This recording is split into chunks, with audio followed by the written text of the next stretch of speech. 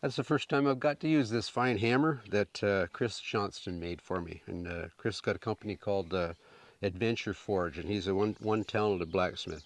Anyway, if you're watching, Chris, has got good balance and it's got good weight. And first time I've used it, and I'm really liking that tool. I hope to get a lot of work out of it. Anyway, Chris was here for 3 days, and we showed him how to use a draw knife, and he made me 3 pieces of sheathing here. So this paper thin material that's going to line the inner part of the canoe before the ribs go in, and yeah, that helped a bit. So we got 3 pieces done, and I'm going to need somewhere between 70 and 80 pieces more. So I have them all split out over here on the bench. Just got to trim them out a little bit, and we'll have the sheathing done. So I mentioned that I had all the ribs finished, but this morning I'm going to be making 10 more. So in the process of steaming them, I do break the odd one. So if I don't break any, I'll have 10 towards the next build. And got my shelter built over it because I'm going to be spending quite a few hours out here in the next couple of weeks. And it keeps the rain off and keeps the sun off too. Anyway, I'm going to show how I actually make the outline for the ribs and the proper use of a draw knife. So here's a completed rib. So you can see the shape, wider in the middle, tapering to both ends.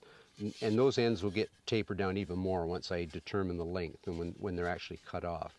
So I use this one once I make it. The first one I just make out of my head. So I want it approximately that wide.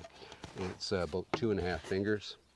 2.5 fingers wide in the middle, and tapering, it really doesn't matter on that taper because I'm going to take it down later, but flat on the bottom, and that's going to fit on the bottom of the canoe.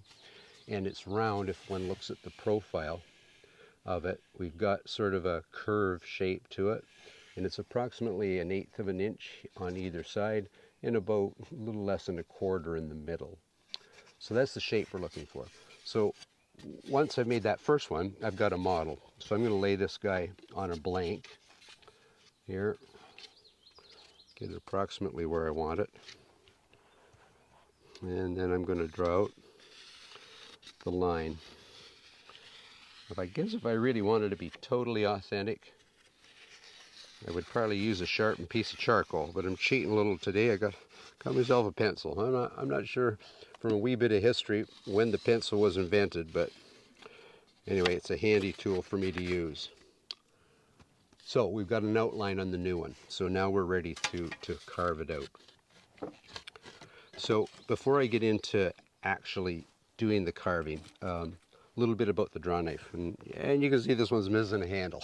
So yeah, I should be at the shop building a new one for it, but I don't want to interrupt my canoe building. So I'll do that another day. But you want that razor sharp.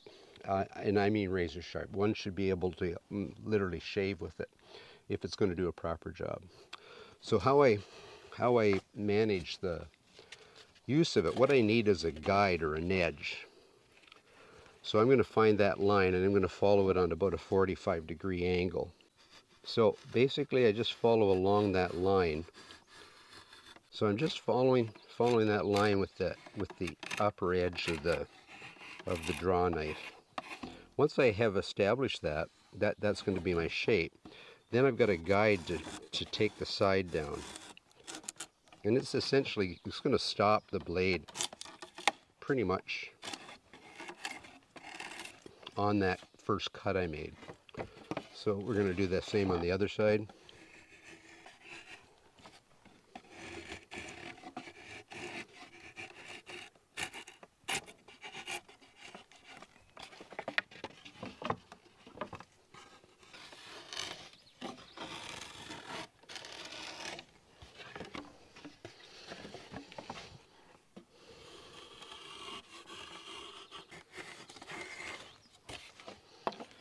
Okay, now you can see that I've replicated the shape or the outline of it. So now we're going to create that profile. So the first thing I'm going to do is I'm going to start on the bottom because the bottom's going to be flat. So I'm just basically going to draw that bottom out. This one doesn't need much. It's split out really nice.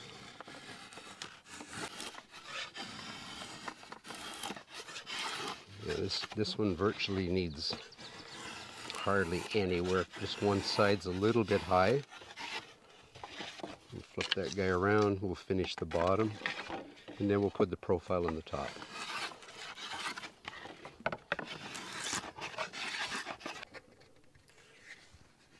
So bottom's pretty flat, like that, and the top one, because this came off the outside of the tree, it already has that profile somewhat started. So what I'm going to do here, basically the same on the other side. I'm going to draw knife this down till I get that 1/8 of an inch, sort of a consistent 1/8 of an inch along the edge.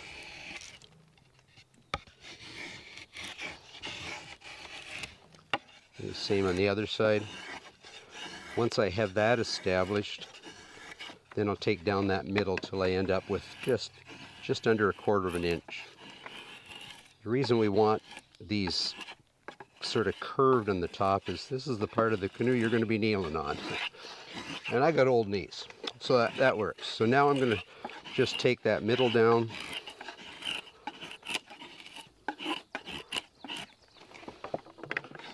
Get the end established, then I flip it around and I can use that as a guide for the balance of it.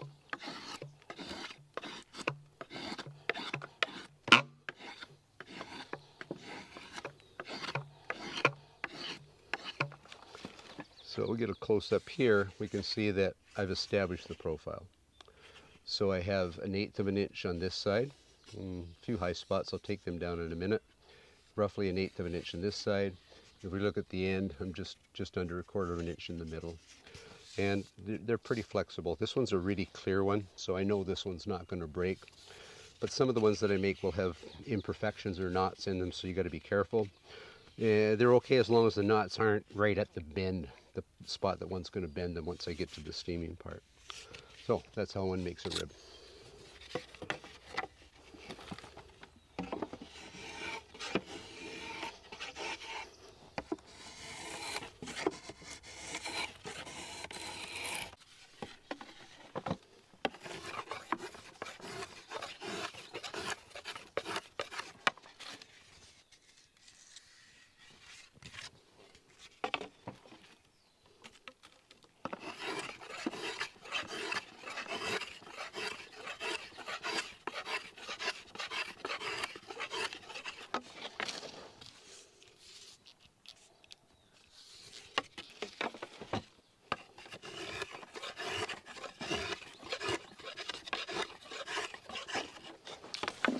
There we have one more finished rib.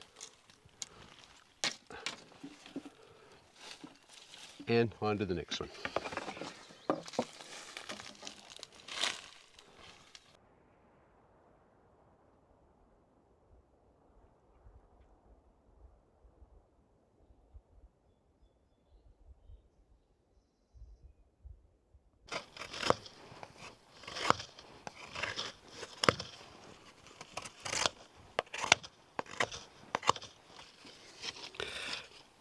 So a wee bit of history about the crooked knife, or crook knife, or there's lots of names for it, European names, but the natives called it the mogatogan. And it basically, there's a bit of controversy. So did it have a crook or a bend in the blade? A lot of the museum pieces would indicate that it would be tipped up like that. Some say it was the crook in the handle, so it was custom fit for the operator, if you would. Sometimes the blade would be set on an angle off to the handle. So where it actually comes from, the mogatogan, I'm not sure, but it's certainly an indigenous invention and a fabulous one. It was essentially a crucial part of woodworking, if you would, pre-European contact. So once steel was made available as a trade item, it's one of the very first items shipped over from Europe to the New World. They wanted things that were cheap and they could bundle a whole bunch together. So they were shipped without the handles. So they could stack a lot of these blades in a box. And then the end user would make his own handles. And if one looks at museum pieces, some of them are actual works of art. So the operator would fit the handle to fit his hand, be it bone, antler, wood, it didn't matter. Often they were scrimshawed or they were carved, and essentially beautiful pieces of work. But it is an amazing tool. I'm going to be using it a lot in the construction of the canoe. And yeah, anyway, I'm going to keep going at this because I've got still about 40 pieces of sheathing to go. So we're about halfway there. What I'm doing at this point is I'm shaving down that to a point where, and feathering that right out at the tip, so that when a new piece crosses over it, I end up with a splice that's going to be sort of seamless. And when I drive the ribs in, we're not going to get bulges in the canoe. And I've been sitting here and I've been hearing a turkey gobbling.